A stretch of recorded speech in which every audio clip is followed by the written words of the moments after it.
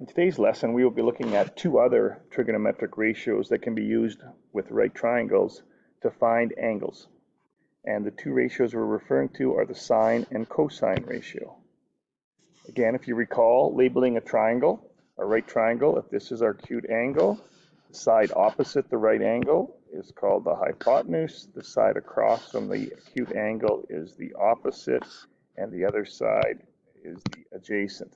Similarly, if this is the acute angle, the hypotenuse will not change, but this is the opposite side, and this would be considered the adjacent side to the given angle. Now, our sine ratio for an acute angle is the side length opposite the given angle divided by the hypotenuse, and the cosine is the side length adjacent to the given angle divided by the hypotenuse. Therefore, we do have the acronym that sine is opposite over hypotenuse and cos is adjacent over hypotenuse. Now, to find the size of an angle using our sine and cosine ratios, we're going to be using our cos inverse and our sine inverse, just like we did for our tan ratio when we were asked to find the size of an angle. Okay, let's take a look at, first of all, finding the size of angle x. We're given that the sine of angle x is 0.25. So in part A, we're going to do the sine inverse of both sides.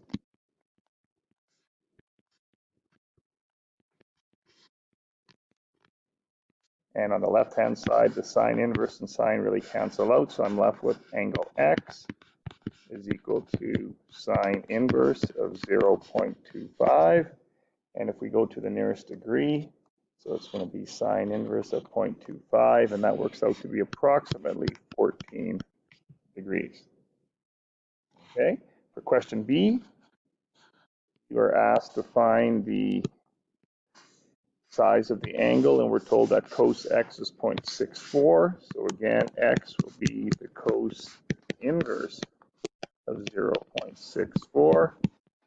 So second cos of 0.64, and that is approximately 50 degrees. Now in question C and D, it's the exact same problem, except we're given a fraction instead of a decimal. So in part C, to find angle x, it's going to be arc sine of 6 divided by 11. So second sine, 6 divided by 11, and that is approximately 33 degrees. And for part D, we're given cos x is 7 over 9. Therefore, x, if I take the cos inverse of both sides, would be equal to cos inverse of 7 divided by 9, which would be approximately 39 degrees. Again, if you didn't get those 4 answers for these 4 questions, you may have had your calculator in the wrong mode. It might have been in radians instead of degrees, or you were making a mistake when you were entering your information into your calculator.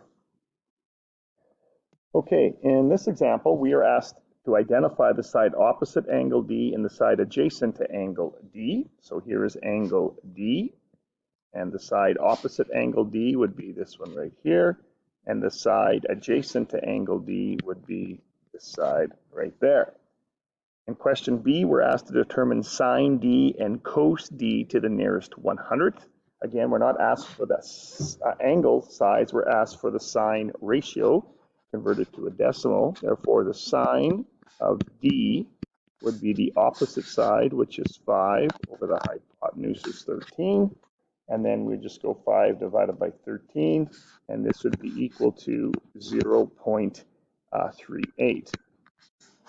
The cosine of angle D would be the adjacent over the hypotenuse. And again, if you go 12 divided by 13, that would be equal to 0.92. And the only reason I converted these fractions to decimals is because they wanted me to give the answer to the nearest 100th.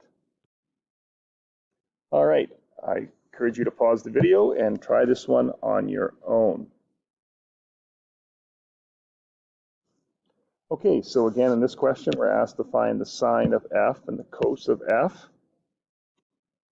And we want to see how are these related to the sine of d and the cos of d that we did in the previous problem. So now this is angle f.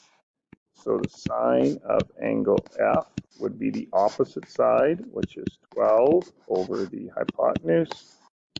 And the cosine of angle F is the adjacent side, which is 5 over the hypotenuse. And if you look, how do these compare to the ratios we found right here? Well, they are the opposite. So basically, given a right triangle, what this example illustrates is that the sine of angle F is going to be equal to the cosine of angle D. And similarly, the sine of angle D is going to be equal to the cosine of angle F. All right, in this question, again, this is a your turn problem. They want you to try the same thing that we did in the last example. So pause the video and give this one a whirl. So hopefully again, angle G, this would be considered the opposite, and this would be considered the adjacent for part A. And for part B, we want to find the sine of G. Sine of G would be given as opposite over hypotenuse. Again, they want us to write that to the nearest 100, so we're going to change that to a decimal. So this would be equal to 0.53, and the cos of angle G would be considered the adjacent over the hypotenuse. And again, if I convert to a decimal, that would be 0.88.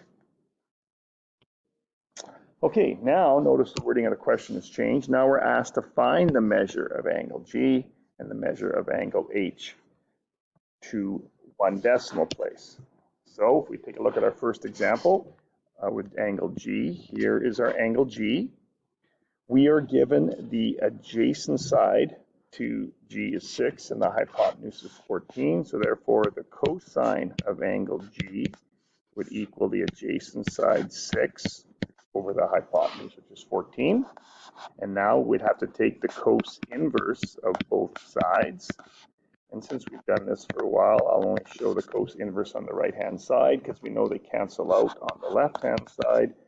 So therefore, second cos of 6 divided by 14 is going to be, to the nearest tenth, 64.6 degrees.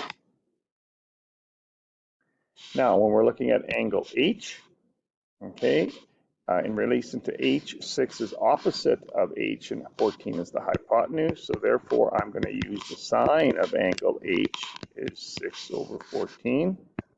And again, since I'm trying to find the angle, I'm going to use the sine inverse of both sides. And that's going to work out to be 25.4 degrees would be the size of angle H. So very similar to using tangent, you just have to be careful what sides you are given in relation to your acute angle to determine which trig ratio you're going to use. All right, again, pause the video, give this one a try. Okay, hopefully you've had a chance to try this. So in angle M, 3 would be considered the adjacent, 8 would be the opposite. So therefore, the cos of angle M would be 3 over 8. Therefore, M would be cos inverse of 3 over 8. Again, second cos 3 divided by 8 is going to be 67.9, which rounds off to approximately 68.0 degrees. To find K, we're given the opposite side is 3 and the hypotenuse is 8. So therefore, the sine of K would be 3 over 8. So K would be arc sine of 3 over 8. So second sine 3 divided by 8, and that would be equal to 22.0 degrees. And if you go back and look at all these examples, you should notice something. If you were to add these two angles together, you should get 90 degrees. Again, why? Because the sum of the angles of a triangle add up to 180. We already know that this right angle is worth 90, so the sum of the two acute angles must also be 90. Okay, that ends the first part of section 2.4, so there's an assignment for you to try. And you can look up the answers on the web page if you're having some difficulty with those.